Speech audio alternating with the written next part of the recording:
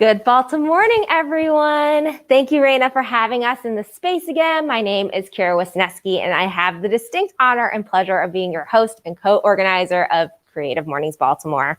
We're excited to be coming to you live once again here from Adorn Vintage Furniture on the ancestral land of the Piscataway people in Baltimore City. I'm so glad you could be here with us this morning, albeit virtually. But before we get started, I just want to say again, Black lives continue to matter. Creative Mornings Baltimore is one of over 200 chapters around the world, and what unites us all is that we all believe that everyone is creative and everyone is invited. We are one of dozens of global events happening today.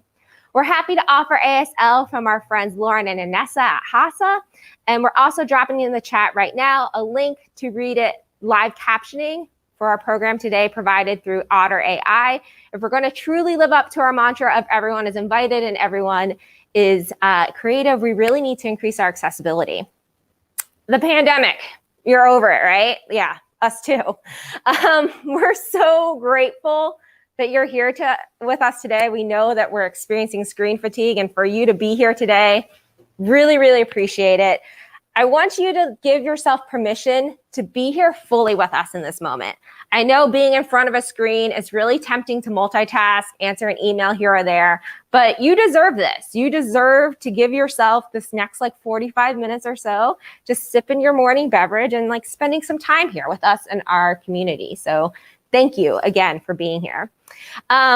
Please slide into our DMs and show us what it looks like on your side. And we would really, really love that. And also tell us what this experience is like for you today. You can email us at baltimore@creativemornings.com and tag us at Baltimore_CM on your favorite social media platform.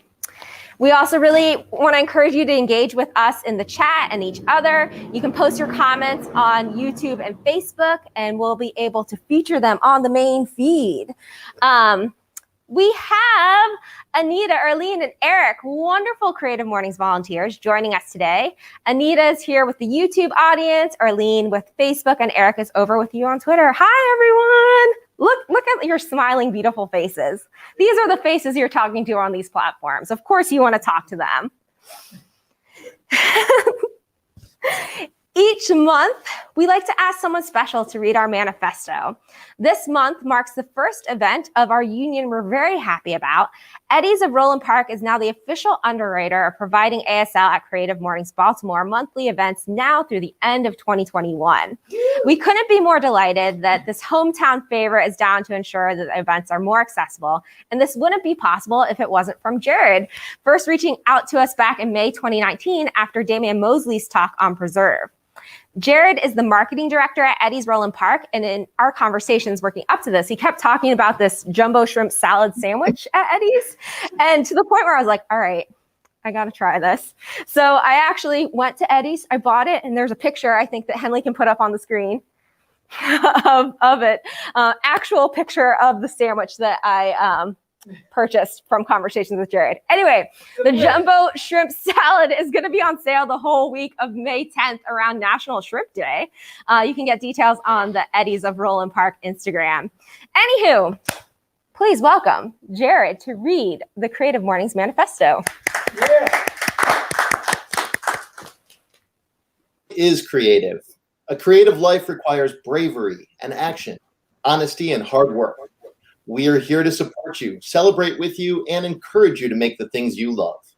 We believe in the power of community. We believe in giving a damn. We believe in face-to-face connections, in learning from others, in virtual hugs and digital high fives. We bring together people who are driven by passion and purpose, confident that they will inspire one another and inspire change in neighborhoods and cities around the world. Everyone is welcome.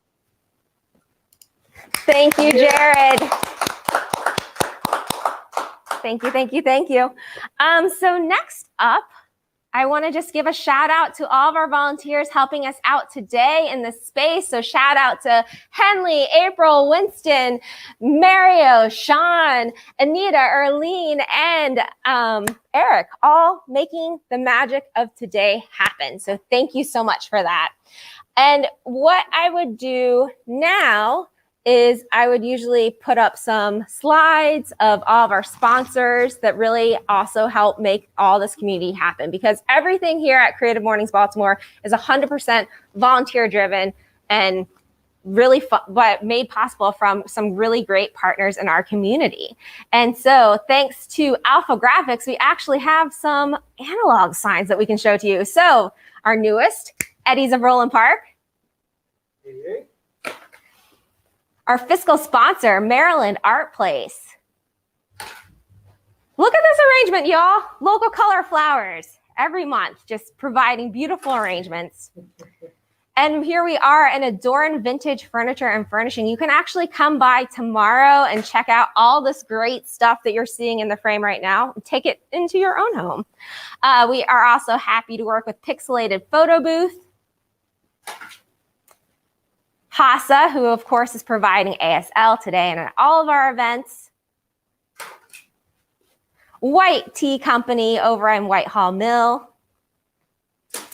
Impact Hub Baltimore. Alpha Graphics, who have made all these lovely signs that you're seeing right now. Hey! And we also love our global partners, MailChimp, Basecamp, and Skillshare. Hey! We're also dropping into the chat right now the link to all of our current sponsors and past sponsors, so be sure to check them out. It's important more than ever right now to support our local organizations and businesses. Even if you can't support them monetarily, go ahead and like their stuff on Instagram, share it, give a good review on Google. It's really important to be supporting our community. Okay, and today's You got this. yeah, I know. Today's theme is brought to you from the Turin chapter, who is actually in Italy, and they picked the theme of procrastinate, and it is illustrated by Elisa Talatino. And so a link for that is also going to the chat right now, so you can read more about Elisa and her work. All right. So now, why we all gather today, we're flipping the script ever so slightly, and then rather than just having a traditional talk, we're actually going to have a conversation today, and I'm really excited about. So let me introduce you to our future guest. Charles Mason III received his AA in Journal Studies from the Community College of Baltimore County in 2010, a BSA in Graphic Design from the University of Maryland in Baltimore County in 2014, and a Master's in Fine Arts in Studio Art from the Pennsylvania Academy of Fine Arts in 2019. He's curated several shows as well as several solo shows in both Baltimore and Philadelphia. He's been part of a variety of group shows and recently received an intern fellowship at Yale. I'm really excited for this conversation. Creative Mornings Baltimore, please help me welcome Charles Mason III to the virtually hybrid stage. Yeah.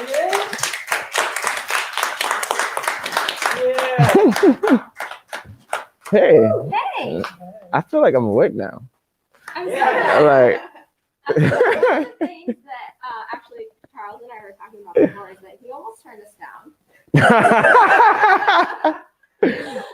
Mostly because you don't identify as a morning person. yeah, not at all, not at all, not even slightly. And I was up. I know, and I don't know what I think it's your energy. Like, yeah, no, you know what I mean? Because like I was sleepy up until like 5 minutes ago when you started. Well, I'm so glad you're awake and here. So today we're talking about procrastinate. Yes. And when Mara and I were talking about procrastinate, we were like, it tends to be a word that has like some negative connotation. Absolutely. And so it feels a certain way being like, hey, we think you'd be great to talk about procrastinate. No, yeah. But in our conversations, you don't think of it that way. Tell us a little more to that. That's actually an interesting way. Yeah, I don't think about procrastination as like a taboo thing.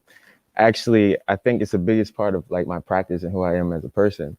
Actually, I procrastinated on going to sleep last night, and that's kind of why I'm tired now. You know what I mean? But I was on the phone with like my best friend, and I was like, man, ain't nothing gonna like force me to be a certain way. No matter what it is, even if I got an hour of sleep, I'm gonna do what I have to do because I say I'm gonna do it. But also, I'm not gonna let like time dictate how I go about it. It's kind of messed up. Like even when I say it out loud, because I'm like a walking contradiction that way. Because I'm mad disciplined as well. Like my dad, like that was something instilled in me at a really young age, and like I did martial arts growing up, and so discipline is really important. And so I often like to do things and not put them off, but I often like to put them off. And it's kind of this thing where I'll work on something all day. Um, there's being an artist, there's no such thing for me at least as like I'm gonna just spend 6 hours straight on this one thing, unless it's like editing a video or something, right? And even then, I'm getting up, I'm moving around, I might stretch, I might like leave and do something else. And that flexibility allows me to be able to think clearly, to like go away and not feel like it has to be this masterpiece. It gives me the ability to kind of work within the practice and allow it to talk to me, because the work will do what the work wants to do, no matter what I want it to do. And so by procrastinating, sometimes it gives me just that wiggle room to just still have my peace of mind and not feel like, oh, if I don't do this thing right now, it's never going to get done. But that's really never the case. You're going to get it done, even if it's the day before or 2 weeks earlier. It's just like what parameters and conditions you need to get out your best work. Have you always had that relationship and mindset with procrastination? No, because like again, like you grow up thinking it's a bad thing. Like everyone, don't procrastinate, don't put off something you can do today. And I kind of equated the time again because I grew up like in high school. You used to have to get up at like 6 o'clock in the morning. That's wild to me right now. And so like my dad would like, it felt like he was kicking in the door. Like he would just boom, like, and he would wake me up and like he'd grab my leg and be like, ah. I was like, what is wrong with you? And then funny enough, when he left, I would roll back over, go back to sleep, And so because of that, and because of how like, for 4 years, 6 years, however long you're in grade school, like you're upward like 9th, 10th, whatever, in middle school, I kind of was like, I'm gonna be the opposite of this when I grow up and finally get ownership or agency as much as possible. And so now, like, I take my time. Low key, I was late today. Not because I was trying to do it on purpose, but it was like, what am I about to wear? That's something I could have thought about last night. And I did. And then it was cold this morning. So I was like, oh, okay. I just kind of was like, oh, I'll just be, it'll be all right. Like even the best type of procrastination, I said I was 5 minutes away. I might have just got on 83. You know what I mean? But like, it's a part of the process that makes me who I am, and this allows me to move the ways in which I like to. How do you think you were able, you mentioned about like how getting older you wanted to do that, but like how did you kind of flip the switch of like fighting against it to like incorporating it into how you work? It wasn't actually that hard, because for a while I always felt like I had to be on, you know what I mean? I had to be on, whether it was in undergrad, community college, I had to be on. I had to like make sure I did everything right or well or whatever. It kind of just like showed up, you know what I mean? Like it showed up in a way where, like, let's say, for example, I'll leave the house and I know I need to leave it at a certain period of time. For example, this morning, but I'll move slow. And then I'll see an accident on the way to me going to where I have to go. And bless you, I'll look at it like, oh no, like there's about to be an accident. There's an accident, you know what I mean? And like, that could have been me. I know it's not like how anyone should necessarily think, but who says how we should think? But I'm like, yo, by me moving slow, by me prolonging the activity of leaving the house, it allowed me to have the space and time to move the ways in which I wanted to. And you can't beat that. Isn't that what we're all striving to do the things that we want to do as often and to the best of our ability every day? Or at least I think so. Or at least I'm trying to. How do you think about that kind of mindset with your work and your process?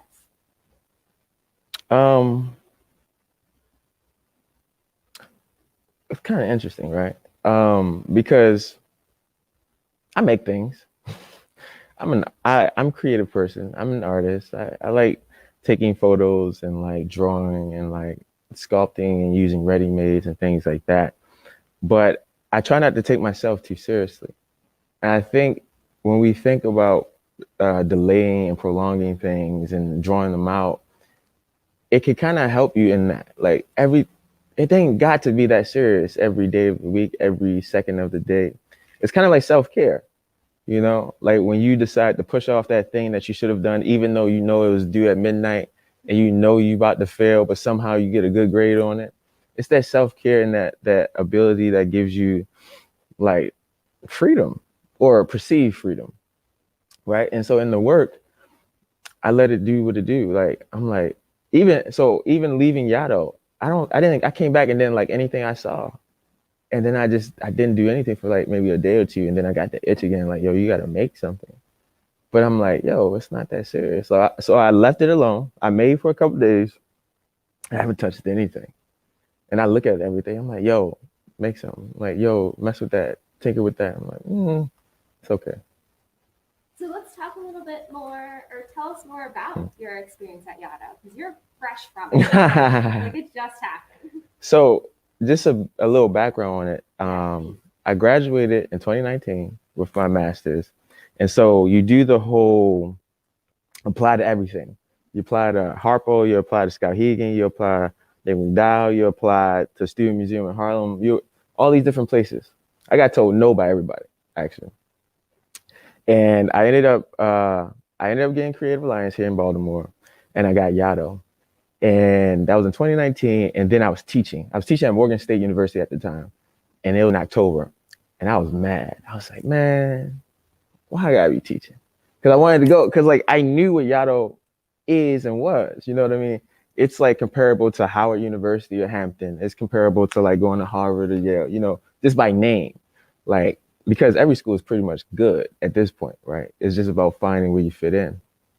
And so I got it. I was like, I can't do it. I'm teaching. He was like, cool, we'll have to put you back on the wait list and circle back with us. And I was like, all right, because you never know. You just never know. People are waiting. Like I have mentors and friends and colleagues who are artists who have never gotten this. And I'm like, oh, I got to push this to the side. But my mentor said they understand because people teach. So I circled back. They was like, pandemic hit. Oh my God. The pandemic hit. And so I lost a bunch of opportunities, just like many folks did. And so my 2020 was going to be my year. I just knew it. I felt like I was really close to getting to a position where I would be happy and sustain myself, be making work, but it didn't happen. And so 2020, I'm hitting them up just to keep my name in their ear, you know, the buzz or whatever. And then I'm thinking they forgot about it. They hit me up. What month is this? April? They hit me up. Listen, you know what I mean? Time's very short right now. And so they hit me up in March and said, hey, we gotta open it, right? You can do 2 weeks or a month. And I'm like, we gotta open it. They told me the things I had to do to get it. I was like, and I was like, I procrastinated. I was laying on my couch. I looked at the email. I was like, oh, I probably can't even do this. But luckily, and not so luckily, we're in a pandemic. So everything's virtual. Everything's online teaching. But I'm like, oh, this is online. All right. So that was my first thing. I was like, oh, I can finesse this, right? I can do it. Funny enough, I told my students, I was like, oh, I'm going out of state, whatever. They was like, oh, you need a test, a COVID test. And I was like, all right. If I can't get this COVID test soon, then it's not meant for me to go. And so I look up places. I think it's Express Care, something that's connected to Sinai, right across from Silburn. They were open every day, and you didn't need an appointment. I was like, ooh, okay, I'll go. And if I have it, then it's really not meant for me to go. I got the rapid test and I got the antibody test to see if I ever have it. Both were negative. I was like, oh shit, oh crap. You know what I mean? Yeah, I'm not, you know what I mean? So I was like, oh, I can go. And then I was like, And I still was kind of dragging my feet a little bit. Like, all right, do you really? Because I was like, all right, how am I gonna get there? And I looked at flights. It was like $800 to go up to Albany. And then it's like a 45-minute to hour drive to Saratoga Springs. Then I was like, I was talking to my friend who went, and she told me she drove. And I was like, but she at the time, I think she was in Philly or New York, one of them. And I was like, that's closer. So I map quested. I actually did a performance about this too. I map quest out of all the things I could have did. I map quested. Some Not Google Maps. not at all. Map quest. I did not know MapQuest was still. I map quested. I was like, so how? I don't even know why I did it. Like I was just like, there were so many other things I could have did to do it, and I did it. I Googled it. I map quested, and I was like, all right, da. It was like 5.5 hours. I was like, how am I gonna do this? That's a little ways away. You know, I haven't driven like that. When I was in Philadelphia, I used to drive back maybe once a month, twice a month. I was like, ooh, do I got the stamina for it? Because driving long distance is just like stamina. And I was like, all right, I'm gonna do it though. I pack up, you know, and pack all my things up. I'm like, all right. I had to get mentally prepared. So part of the way that like I deal with procrastination, like I left on Wednesday. I had to be prepared on Saturday mentally for whatever I was about to do on Wednesday. Because it don't work no other way. Like I had to be a whole month prepared to be here at 8 a.m. and I was still 5 minutes late, but I'm here mentally, right? And I was like, all right. And because I stay up late, I was like, you know what? I'm gonna leave at 4. So I actually taught that night, but I teach at 8 p.m. I teach at Micah, and I teach international students. And my students are in China. And so it's 8 p.m. here, it's 8 a.m. over there. And I taught. Before I did, I took a nap. I took like 30-minute, 45-minute nap. I was like, all right. And then I taught. We got out at like 9. They did studio work. I think I like cleaned up, took a shower, and then I played Call of Duty because I needed to kill some time. And then I went back to sleep. I went back to sleep for like an hour and a half or something. Got up at like 4:21, brought my last things down. I was on road. And I was like, I'm gonna get there. I was the first one there. I got there at like 9 something in the morning. I was like, nah, the only way I'm gonna do it, I gotta do it on my terms. And if I don't do it on my terms, it's not gonna get done. And so I was like, I know I'm up late, I'm early in the morning. And so I just need some sleep, a little bit of sleep. And I was like, and I wouldn't have changed it for the world. It was one of the best experiences I ever had. Like I've never been in a space where artists have been cared for so much. Like so much so. We were fed lunch and dinner. We had a pantry where we can get food for breakfast. The sheets, the bed, the water pressure, just like basic needs that like I never take them for granted. So when I go anywhere and I get a nice shower, I'm like, yo, this is a nice shower. And everybody be laughing. My homeboys be laughing at me like, yo, what's you in the shower? I mean, listen, good shower pressure change your life. It's so real. You know what I mean? So real. And so won't it though? You be like, yo, and like the bed was so comfortable. They had a person come in on Thursday to clean my plate. I was like, what is this? Like, you know what I mean? I'm like, I just didn't know it was possible. And it makes me think, like, why are so many art spaces not like this? Why are there not many art spaces that are like this, like to be created? It's pretty amazing and so simple about how much care. Yeah. And like caring for a community can really change an entire experience. Absolutely. And the thing about it, a lot of my friends here didn't know about it. I was like, why? Like, and I send out whatever information I get. I'm still on a list from the new school. Oh, I hope it don't take me off. Like, and I ain't been there in forever. I didn't even graduate from grad school, but I'm still on the list. And from that list, I use that information. I send it to whatever friends I can think of at the time. I'm saying, yo, send this to your sources, your resources, because there's so much you don't know. I didn't know how much money I could get for grad school until I had someone fighting for me to get money for grad school. Like, and it's just simple information that no one wants to share for whatever reason. Mm-hmm. And by me going, now 5, 6 other people know that it's possible. Like, I don't think I'm special. I mean, listen, I was up there. You have to apply for the Guggenheim, but one of the people I was up there, great artist, she won the Guggenheim while I was up there. Wow. Like, someone had just got a book publishing deal while I was up there. It was actually wild. Like, I was surrounded by all this talent and wealth of knowledge.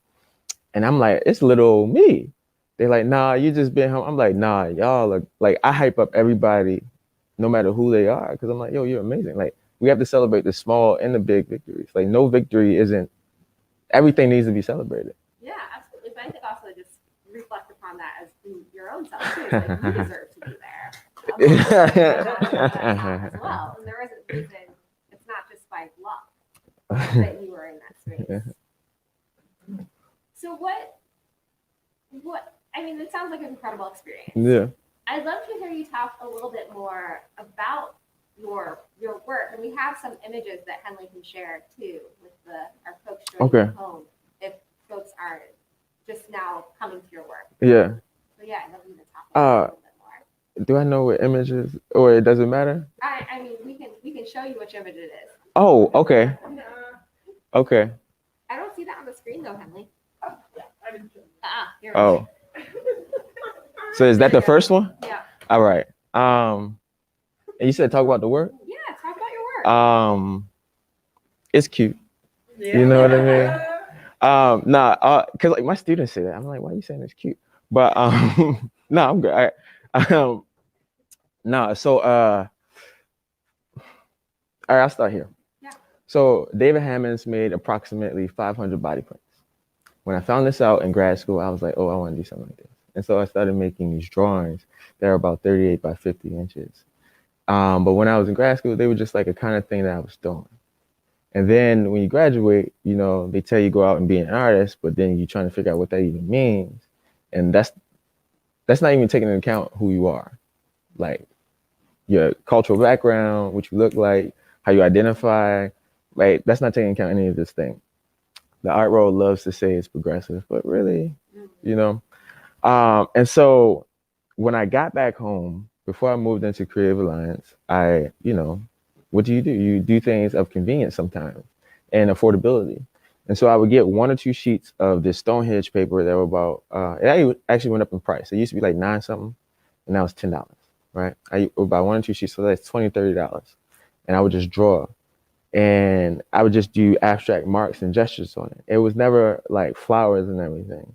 It was just me like wanting to get some ideas out. And because like I could afford like $20, $30 here, and as far as like storage space, it wasn't that bad. You know what I mean? I could just like roll it up, or I can just put it in a corner somewhere. But it kind of escalated.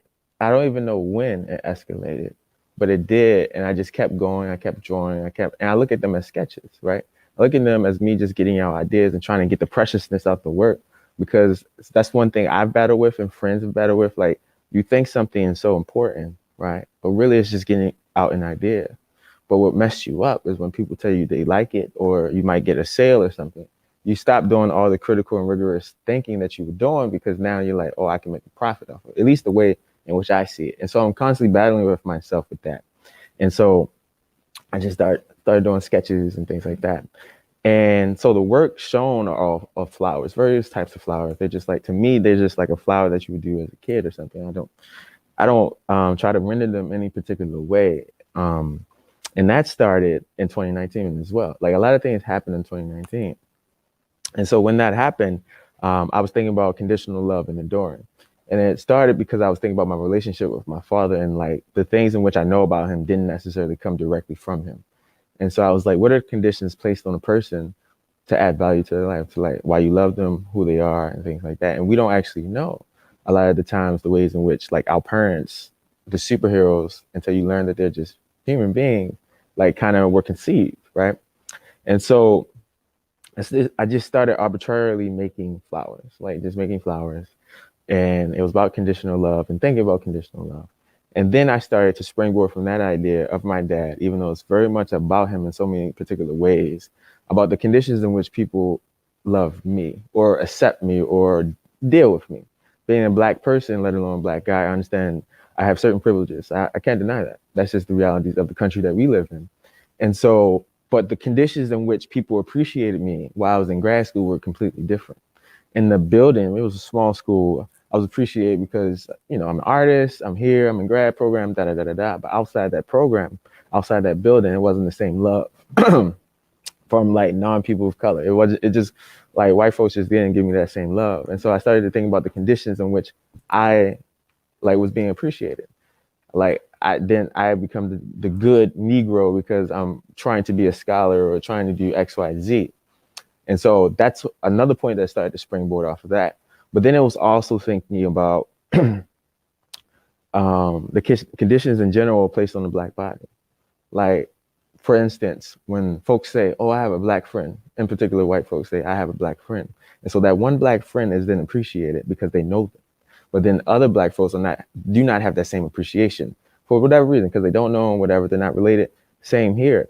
Like, we place these values and conditions on people, and that's how we kind of like, oh, I love you because I know you. Oh, we're great because, you know, I know you. But outside of that, we don't have that same patience, that same understanding. And so I think that's a part of the reason why so many things are the ways that they are, these conditions. I mean, yeah, racism is a disease, absolutely. But the ways in which to go about it is very much conditional. Like, if you're raised in a house that doesn't care about anyone but white folks, that's a condition. And so there's a certain value placed on a particular type of person. And you don't expand that until you force yourself to like think outside of your own self, your own privileges, your own station, whatever. And so then I was thinking with celebrating life, right? The idea, I always butcher this. Give people their flowers while they can smell them, right? Like, whatever that means, right? For anyone.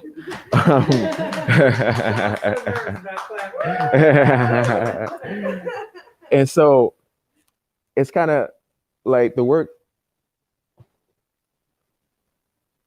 So that's the springboard moment, right? Yeah. Like, giving people and celebrating them with these flowers, right? And so all these thoughts are being kind of contained subconsciously and consciously when I'm making work. And my flowers never die. Like, if you make an inanimate flower, a plastic flower, or a drawing of a flower, it never actually dies. And you can then present that and share that. And so for a while, I was giving out drawings. Because I had given out posters before when I was in grad school and sold some. I was giving out these drawings. And part of it was like my step into performance art. Because when I was giving out these drawings, I was having conversations with people I hadn't seen. Like, one of my, a dude I grew up with, who ironically is like an older brother, but shorter than me, right? I grew up with, me and him talked for maybe 2 hours, 3 hours. And like, we hadn't seen each other, one, because of the pandemic. I just hadn't been around. I was in grad school. And it was like one of the best experiences I ever had. Same with everyone who picked up a flower. And that was the stipulation. Like, I mailed maybe 3. One was like my brother who's in Georgia. One was like a person who took a risk on me and was like my first ever artist talk was in her class. And I forgot, the other one was something else, but the point of it was that you had to come get it. You had to come get it. You had to set up a time. Like, this was all strategic in the ways in which I was thinking about the exchange of this. And I just wanted to give this thing away. Part of it is wrestling with the ideas of access. Who has the ability to have access to a work of art, right? And because I am an artist, it is now a work of art. And so now people are adding value to it based on the condition, right? If I didn't have these certain labels or whatever, maybe they might not have the same value. But so I'm dealing with access, like who gets who. So now there's at least 60 people that now have a work of art and have some type of care for it, and may not have had that same care if they never got this piece. Like, it's different than getting a stock thing from TJ Maxx or something. You know what I mean? It's just different. And so because you create this value, now you start collecting, and you start realizing anyone have access to this. And that's a part of it too, dealing with that. And so coming back full circle to the works being shown, my work is almost completely about grief, 100% about grief. It's about death, and it's about memorials. And these are conversations and things I've had with really close friends who I show work to before it hits social media, who have questions and are talking about it. I still think about this one comment a friend of mine said, and she was like, she said, "Are you going through something?" I was like, "What do you mean?" Like growth or something. She was like, "Your flowers are always open. They're always blooming." And I was like, "Oh, I had never thought about this. This is like months ago. This is like, what year?" It was like at least 6 months ago. And she said this, and I still think about this. And for me, it's way more important to have conversations about the work with people who don't necessarily identify as a creative or artist, because that's who usually sees the work. It's not a bunch of art historians looking at the work, not all the time at least. It's everyday people who are looking at the work, or everyday people who may not consider themselves creative or something like that. And those are when I get the best conversations. Same with like thinking about it as memorial, thinking about these being used for a funeral. things I had never thought about, but were there. Like the grief was there always. Like I'm grieving myself, I'm grieving friends, I'm grieving people I constantly see being killed who look like me or look like my sister or deal with it. I'm trying to like navigate what it means to be a black person in American culture, a black man specifically. And so how am I not dealing with grief? How am I not thinking about what it means to just survive and just be a person? I love what you're saying, like so much of what you're saying, and just almost the duality of it too. Giving someone their flowers, at the same time seeing the beauty in both, like the celebration and the grief. Absolutely. I love that. We want to give some time to allow our viewers to ask some questions. So if you have a question for Charles, you can go ahead and type it directly into the chat on Facebook or YouTube, and then we can highlight it here on the screen. I think it works on Twitter too. Technology. Then I'll be able to put it up here on the screen and ask Charles about it. So go ahead and put in those questions, please. We'd love to hear from you.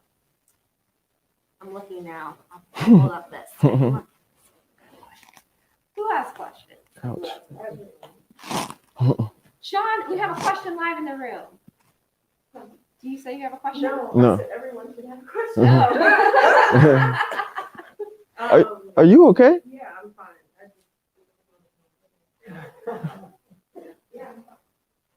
So when people are kind of warming up their questions, I'll start with, having a great conversation here, but a question is, what's next for you? What's in the pipe? What's going on? Well, I'm in this show with a phenomenal artist, Sonia Clark, at Goya Contemporary at the end of May. I'm in a group show. All right, so the show is, we're both having our own individual solo exhibitions. And I'm in this group show exhibition at Housing Gallery in New York right now. There's a possibility of being a show later in this year, and same at the beginning of next year. I've kind of been procrastinating and taking my time. Like I looked up the definition when I came over here. I'm like, yeah, I'm dragging my feet. Because something phenomenal happened in 2020. Artists of color started to air out all the institutions. And it made me say, yo, I need to chill out because there's some harmful shit happening. Mm-hmm. And for a while, no one was saying anything because they didn't want to be blackballed. They didn't want to you know what I mean? You lose by literally speaking up for yourself. You lose opportunity because people think you're an issue. Yeah. And this is for everyone. Hard to work with. Absolutely. Mm-hmm. But what you did was wrong. Mm-hmm. And so I started seeing that a lot. And then it became overwhelming for me because who do I trust? There were even things that I heard happen at Yado. And so it was like, I asked my friend, she was like, go. You know what I mean? You have to be aware of this. We're dealing with history. We're dealing with it. I'm flawed as hell, right? And I think we all are. But if we don't try, and the only way you can try is by knowing, right? By knowing what happened. And so for a lot of organizations, I just stopped applying. And so for the last thing I applied for, I didn't get, might have been a portrait contest, and I showed one of my photographs. But I'm dragging my feet on that. I'm trying to take my time. Because even in school, maybe my mentor did, but no one actually talks about the labor that is required of applying to something. Oh, absolutely. You know what I mean? Yeah. You got to research it. You got to figure out who's on the board now. You got to figure out what type of artists they've shown or what type of things that they're. Absolutely. Because you want the best shot. Mm-hmm. And the best shot isn't even a fair shot for a lot of people. And so ain't it though? You know what I mean? It's not cut and dry. It's not black and white. It's hella gray, hella murky. Mm-hmm. And if it wasn't for artists speaking their truth about what happened to them, I would just be blindly applying to everything and wouldn't think about things differently. Yeah. We have a question from, I believe it's pronounced Colpiece from YouTube. Chris! So he asked, Sir Charles, what is the significance of the colors you use to make your flowers? I use color. That's my man. His birthday was yesterday. Happy birthday. Um, I use color as a distraction, right? So if the work is about grief, everyone can kind of ground themselves in aesthetics, right? Even if I don't make work for white people, you can ground yourself based on your own experiences and aesthetics and the prettiness of something. And so how do you have a conversation about the work if it's about death? And sometimes it's simply making something so pretty that no one can deny it. And so I use color as a distraction. Like, it is completely out of convenience. Oh, I have these pastels here. I'll use these pastels. I'm not thinking like, oh, sometimes there's a thought as far as like, I want this yellow to be with this red or something like that. But it's very much a distraction for me, at least. So our next question also comes from YouTube, from Lene. She asked, for the future. Linnea or Lynn? Or Linnea. Sorry. That's the homie. For the future, Dr. C. Mason III. Yep, that's exactly who that is. As an educator, Oh how do man. you help your students with procrastination, Oh, especially during the pandemic? oh my God. As an educator, I can't believe people call me that. No, because I know really phenomenal teachers and professors and faculty members. And I think I'm not nowhere near that. I think she's a phenomenal teacher and professor. And so the only thing I do with my students really is I talk to them. And I say like, yo, this ain't the end all be all. So for instance, let's say I'm talking to my drawing students and like we were doing some assignments. I teach drawing, but I teach it through in an abstract way. Sounds like you can kind of wrap your head around it, right? But when you're teaching students who mostly understand the figure, the body, and things being rendered, they're like, what is abstraction? Everything is, in a way, abstraction because we're looking at it through our own lens, right? And so I forced and pushed them to do things that they were constantly complaining about and uncomfortable with, to the point that they literally would wait till the day before and ask me for help. I'm like, yo, I can't help you. I was just really honest. I can't help you. I tell my students after every class, no matter what I'm teaching, I am here to be a resource to you. Like, that's why I'm here. I'm not here to be hard, to be harmful, to disrespect you. I'm here to be a resource. And only if you ask questions can I help you. And I tell them I don't accept late work. And I tell them that, like, if you need me, I am here. Like, for any of my students, like for my art history class, they'll send me, like, some of them are doing. The funny thing about it, the group I have right now, I don't think there are any art majors. And so there's this nursing student who wants to do her responses as drawings and collages. And I was like, all right, if you do it, I'll just give it to me early. And she's done some really amazing work. I honestly think it should be STEAM. Like, we got to get this STEM thing out of it because art is critical to the ways in which we think about space, conditions. It's rigorous. I mean, some of the best drawers are people who are scientists and doctors. Like, just, you know what I mean? Like, some of the best ways we can conceive thought. It allows you the space to be imaginative. You know what I mean? But yeah, so as far as that, I just be really honest with my students. Like, yo, I'm here. But if you set yourself up to fail, I can't help you. Yeah. Our next question also comes from YouTube. 77 Chanel. Do you have any advice on dealing with imposter syndrome or not feeling creative enough around other creatives? Oh man, imposter syndrome. I think I deal with that every day. You know, I don't think there's a day that goes by that I don't think. For instance, going back to Yato, I never thought I should have been there. I'm fresh out of grad school and I got in to the thing that James Baldwin has been to, Alice Walker has been to. I'm like, what is this? Like, why am I here? I don't deserve to be here for whatever reason. I'm like, so I think there's a luck to it, but I kind of lean into that. I lean into the fear of not being adequate enough. I lean into the fear mostly because no one actually knows what I do in my family. You know what I mean? They understand art as like this one thing or whatever. And so I'm constantly dealing with whether or not I'm good enough because they're not asking me how's the art going. You know what I mean? I'm constantly battling my own self-doubts every day. And certain things have confirmed it for me that I can do this. That's external. Like, you gotta work up. Like, it's just, in a way, it's like courage, right? It's the willingness to do something that you're 100% scared of. Like, and if I wasn't scared, I don't think I would do it, right? I love to do this, but it scares me every day because of how toxic this shit is, because of how hard and harmful it is, because of how cutthroat it is, because for some reason people think artists are like this hippy dippy shit, but we're not. Like, you know what I mean? Like it's weird. It's really weird. Like I grew up playing sports. I grew up doing certain things. I'm black. Like, you know what I mean? And I've done all these things and that's important, but like it's not, you just gotta lean into this, right? Yeah. Because I'm doing something no one expected me to do. People always ask me, how's that art thing? I'm like, ooh, that art thing? How's that engineering thing? How's that I want to be a nurse thing? You know what I mean? Like, what is that? You know what I mean? What is this diminishing value of what I want to do and what I love to do? But you know what? If I ever get in a museum, everyone's gonna be like, oh my God, I knew you win. I'm like, dog, come on. Yeah, it's really interesting to think about what defines success in the art world. Absolutely. But I must say, there are a couple people asking for your autograph in the comments. Who? No, they're not. Get out of here. Get out of here. Get out of here. No. So our next question comes from Alana Nicole, who's joining us on Facebook. The homie. So she says, I first met Trey while he was doing community engagement work at an initiative called the OVA East. I'm just wondering, one, if he knows how much of an inspiration he is to me, and two, how important are those grassroots community engagement initiatives to the trajectory of an artist? Because I'm thinking coming from people and working with people is so important.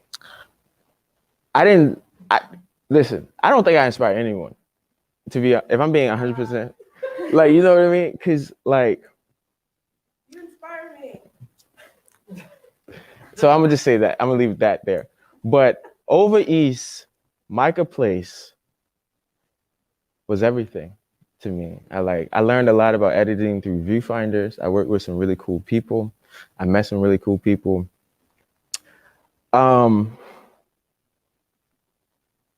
It taught me community, right? Like, you have to kind of be taught that, at least for my generation, you do, right? Because it's not just like lovey-dovey anymore. You remember like when like grandmas could sit on the stoop and they still do it, but everybody knew everybody, right? Everybody could discipline the kids and everything. Everybody did. It was very community oriented, and that's just not the standard anymore, right? And so being an artist, you learn that you're a proponent of gentrification. Like corporations and things love to use us to beautify places and all this, that, and the third, to do the work that schools no longer do because art isn't in schools anymore. And so they always have these programs and this, that, and the third. And so it just allowed me to like learn that you as the artist got to do the work, right? You as the person and creative, whatever you're interested in, you have to do that work. You have to, like, the community may not even like you or know you yet, but you still got to keep showing up. You just got to show up. Like, and they showed up for me. Green Mountain West Community Center, Miss Keisha has showed up. Like, I always go back to the people who were there when I was still figuring it out, who believed in me when I didn't believe in myself, who got work or was like, oh, I want you to do this thing from the very beginning. And she's one of those people. Like Green Mountain West, over East, all these communities have been great and loving and open to me. And so I will always give back to the best of my ability whenever I can. Like, I have to, because I'm not here because of me. Like, it took a lot of people to like do X, Y, Z for me to be where I'm at. And it would be ignorant of me to think it's all me. I think community is so important and it's so powerful in hearing you talking about it in that way. It just really, I think it's a value that we try to instill here at Creative Mornings too. It's just like, we're as strong as our community is. Absolutely. So like everybody who's here, you're a part of this community now. It's That's like, why we're here. that's why we're here. So I really, really love that. We have, I think, time for one more question before we kind of wrap it up. Oh my goodness, there's somebody. Sorry. I'm like trying. I'm sorry. So sorry if we didn't get to your question. I'm like trying to. You can combine two or three. I think this one coming over from Facebook. So over from Arlene over on Facebook. Did grief become your muse as a result of a particular event, or just the sum of your experience?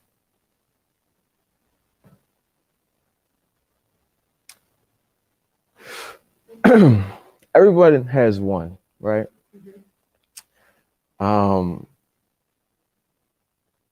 Everyone has one. And what I mean by that, everyone has a moment where there was a Black person killed through police violence. that made them feel some type of way, that forced them to move, right? And I had mine. I won't say their name just because it gets very like, you know what I mean? But I had one.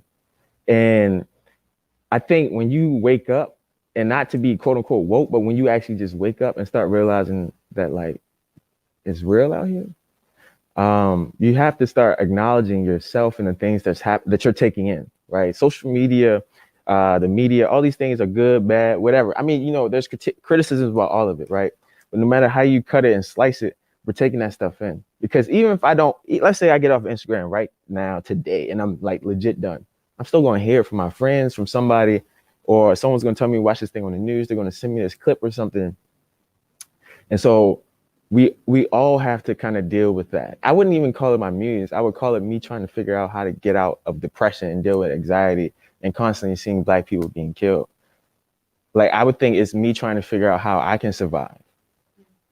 You know what I mean? I think there's like, I really don't think we celebrate each other enough. And so it's something that's there. It's something that's very much about within the work. But everyone has one. And so my one happened like 2014, 2015. And that was when I was like, yo, I couldn't believe it. I couldn't believe it. You know what I mean? And I remember there was a time when like everybody in Baltimore was like, oh no, that's not going to happen here. And it happened here. I couldn't believe that.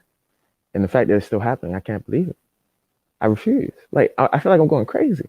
How is it still happening? Yeah. Like, really? No, like seriously, like, how is it still happening? Like, it's at this point, that's a disease. Sure. An incurable thing that no one wants to admit is happening. But yeah, that's kind of how, you know what I mean? No, that's kind of. It's really powerful. And I think that I'm so thankful for this conversation today, and just you opening up and just really sharing more about not only what procrastination means to you, but also just your experience in your work. I think it's just been such a Friday morning treat because you love mornings. Oh my God. Here in the space with us today. So yeah, let's give it up again.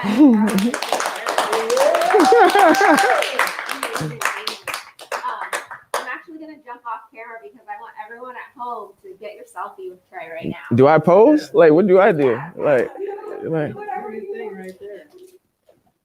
So yeah, if you're at home, please get your selfie with Trey right now. Tag us on social. Just, you know, this was a great talk, and we want you to see your selfie moment.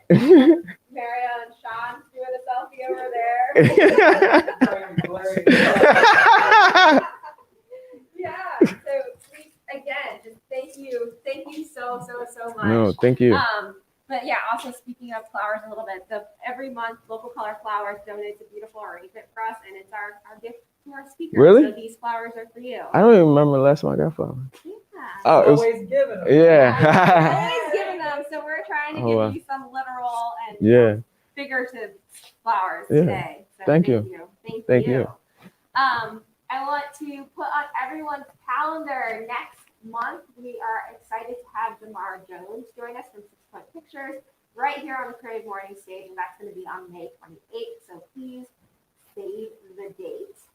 And yeah, again, we'd love to see what this looks like on your end. So tag us on social media at Baltimore_CM. And let's close out today as we've been doing the past couple times, which I know Mario thinks is a little hippy-dippy, but I just want to do a All artists are hippy-dippy. collective breathing together. Yeah. Let's ground ourselves so you can like put your hand, on your legs. I on gotta your be stomach, good. They can see me. wherever. So, all right, let's take a breath in together. In. Out. In. And out. One more breath. In. And out. Thank you again for joining us today. Thank you to Charles. Thank you all the volunteers. We hope that you have a great rest of your day, and we'll see you next month with Damar. Yeah.